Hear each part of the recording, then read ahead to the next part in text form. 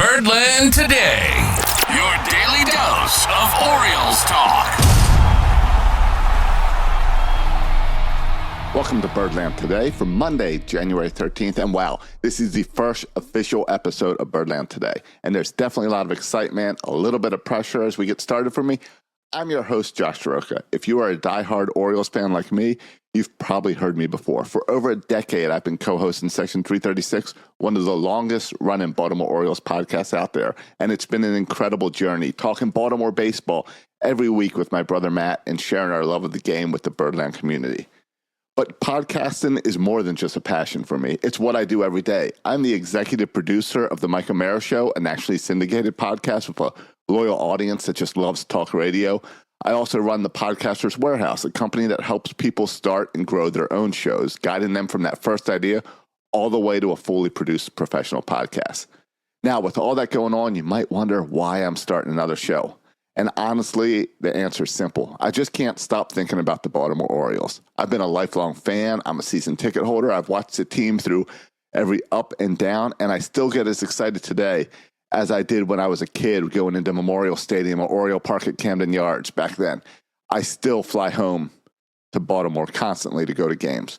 But Birdland Today is something different for me. Unlike Section 336, where we cover a wide range of Orioles topics in a conversation style like two guys hanging out at the bar, this show is going to be more focused. It's going to be deeper dives into specific topics for each episode and a chance for me to bring you a more scripted, polished format where I can really dig into stories and news that I can't stop thinking about. And trust me, there's always something on my mind when it comes to the Baltimore Orioles. And let's get right into our first topic for today. And I think it's only appropriate to start this show by talking about money, because it's always a hot topic when it comes to the Orioles. This year, the Orioles have a projected payroll of around $156 million. And that number marks a steady increase since Mike Elias made the famous "it's liftoff from here" statement. But people still complain. Back in 2023, the payroll was $61 million. Last year, it jumped up to $93 million. And now we're looking at a $156 million payroll going into 2025. That progression shows that this team is investing more into its roster year by year. I know it's short-term contracts, but it's still more money constantly. And to put that in perspective, this is only the third time in franchise history that the Orioles payroll has surpassed $150 million. Sure, you could argue about inflation and how that plays a role, but let's just put an end to the tired narrative that the Orioles don't spend money. They are spending money. It's happening right before our eyes. Get used to it. Speaking of spending money, the Orioles just last week signed reliever Andrew Kittredge to a one-year, $10 million deal. That signing shows that the front office is serious about adding depth to our bullpen. Kittredge is coming off a solid season, and while $10 million seems like a lot for a reliever, it's the kind of move you got to make when you want to solidify this team into a contender. Let's remember that building that bullpen is tricky business. We've seen dominant bullpens in baseball suddenly fall apart the following year. So by adding a veteran like Kittredge that could provide some much-needed stability, and with Batista coming back from injury, it's crucial to have a reliable arm like that can handle high-leverage situations.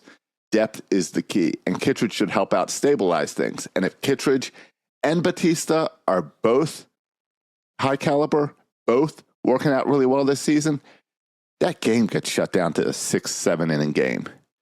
Now, the other news from last week was arbitration. So let's look a little bit of that. The Orioles did reach arbitrational agreements with several players. Cedric Mullins is now making $8.72 million. Ryan Mountcastle is at $6.78 million. And Adley Rutschman is now up to $5.5 million. Those are some decent big paydays for core pieces of this team. Mullins, Mountcastle, Adley, they're all key players to the Orioles' success. And it's good to see them get compensated for their contributions. Adley's number in particular stands out to me because it's just $5.5 million. It's clear the Orioles are getting a huge bargain for one of the best young catchers in baseball. And if he keeps up this trajectory, that number is going to skyrocket over the next few years. So enjoy it while it's low. The only arbitration-eligible player that the Orioles did not come to an agreement with is Jorge Mateo. And Jorge Mateo is an interesting case because he is a key defensive player. Whether he's playing shortstop, second base, he is great defensively. And he brings a lot of speed to the team. So with that speed and defense versatility, those are huge pluses. But his offense numbers have been inconsistent. So it's going to be fascinating to see how it plays out as both the Orioles and Mateo's agents present numbers and the arbitration court sort it out. They will figure it out. They'll make it out. It's something to keep an eye on, but it's nothing to be worried about. And speaking of pitching, well, pitching earlier, but speaking of money, here's a rumor to keep an eye on. The Blue Jays just signed reliever Jeff Hoffman to a 3-year, $33 million deal. But the word on the street is that the Orioles had a deal in place for Hoffman at $40 million, and then we backed out of it.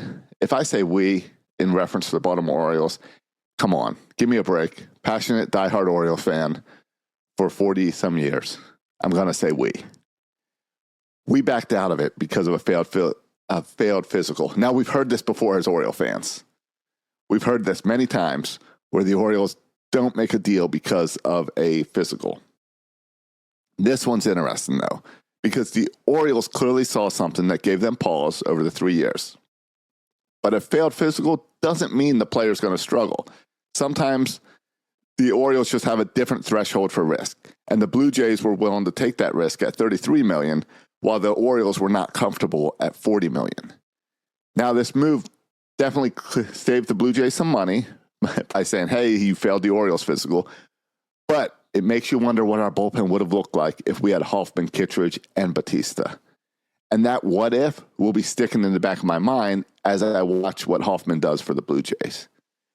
And it's going to sting a little bit that Hoffman is in a Blue Jays uniform and we have to face him in the same division. That's going to sting for 3 years. Now, if his arm falls apart, then we praise the Orioles and their physicals for avoiding that issue. Now, one thing that's intriguing about this is how different teams handle different medical evaluations. You think of a guy like Grant Balfour, and where teams backed out because of failed physicals, but then he still went out and had a great career. So, was this the case of the Orioles being overly cautious, or did they dodge a bullet? Time will tell. But you know we're going to be keeping an eye on Hoffman and how he performs, especially when he's facing us. That's when it's going to sting. Now, let's circle back to this payroll topic for a minute. With the Orioles spending $150 million this season, it's clear that they're in this new phase, that the rebuild era is over, the liftoff era is here. But it's also important to remember that spending money is just one piece of the puzzle. What matters most is how we spend that money. I've seen teams like the Mets and Padres spend huge amounts, and then they just fail short of expectations. They haven't won the World Series no matter how much money they put into it. It's all about making smart investments, locking up core players, and be willing to spend when the right opportunity arises. The Orioles' approach under Mike Elias has been very measured. They're not going to spend recklessly, but they're also not afraid to spend when it makes sense. We saw that with the Kittredge signing. We saw that with the arbitration deals, and I think we'll continue to see that as this team tries to build on last year's success. Now, that's also why you're going to see Anthony Santander not return to the Orioles, because financially it didn't make sense for what you got. As much as we love Anthony and would love to see him long-term in Baltimore, it doesn't make sense when building this team. We also have something interesting to look at this year because everyone is on short-term deals. There's no long-term contracts. Now, I know we all want Gunnar Henderson long-term. And we're going to talk about that later on in another episode. We'll do a Gunnar-centric episode, I promise you, because he is a key part of this team, obviously. But he is also a Scott Boras client. So signing him long-term might not be possible at all. So then we got to look at, well, who's next on the list? How do we lock down this core? And we'll talk about that this season, especially leading up to those first games. And I'll tell you who I'm leaning on right now. I think Colton Cowser might be the guy. If he can build on what we saw last year, and he's a guy that we can lock up cheap, I've got two guys. I say Colton Cowser because I've been thinking about Colton a lot lately as I prepare a future episode for Colton. But here's the other guy, Jordan Westburg. Those two guys, Jordan Westburg and Colton Cowser, could be the first long-term deals to start to lock up this core. Because you're not going to do it with Gunnar because of Scott Boras. You'll try, but I don't think you're going to get that done. Jackson Holliday's too young. Adley's got too many questions at the moment that hopefully he can answer those questions this season.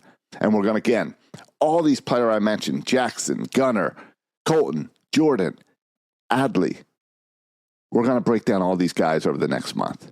We're going to go through pretty much, what am I saying pretty much? We're going to go through at least everyone on the 26-man, probably everyone on the 40-man, and then some minor league players over the next month before spring training. Your calendar today says January 13th. They haven't officially announced when pitchers and catchers are reporting for the Orioles, but it's generally around February 12th, February 14th, or a month out from spring training. Get ready. All right, we're going to wrap up that first episode of Birdland today right here, because we already covered a lot with the payroll numbers, the sign-ins, the arbitrations, plus that whole Hoffman rumor stuff. But like I just said, there's a lot more coming up this season. I can't wait to dive deeper into everything going on with the Orioles each and every day with you. Thanks for tuning in to this first episode. Remember to follow Birdland Today wherever you get your podcasts. Share screenshots, share it on social media. Let's keep this conversation going. And I'll see you next time, Birdland.